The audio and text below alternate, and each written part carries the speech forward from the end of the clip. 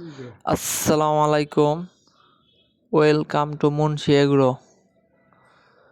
তো মুন্সি এগ্রোর আরেকটি গরু। তো আমরা এই গরুটি প্রায় 27 থেকে 28 দিন হয়ে গেছে কিনেছিলাম 54,000 টাকা দিয়ে কুটির হাট থেকে। আর 1,000 টাকা লাগছিল মানে হাসিল লেখানোর টাকা, আর 200 টাকা গাড়ি ভাড়া আমাদের বাড়িতে আনার পর্যন্ত।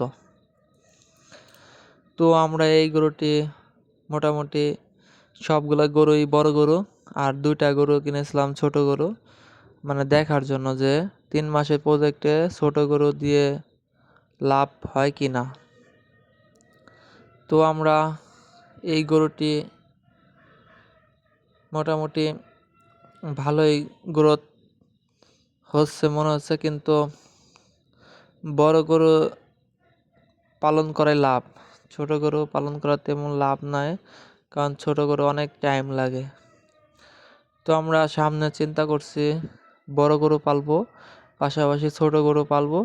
6 মাসের প্রজেক্টে ছোট গরু পালন করব, আর বড় গরু 3 মাসের প্রজেক্টে পালন করব।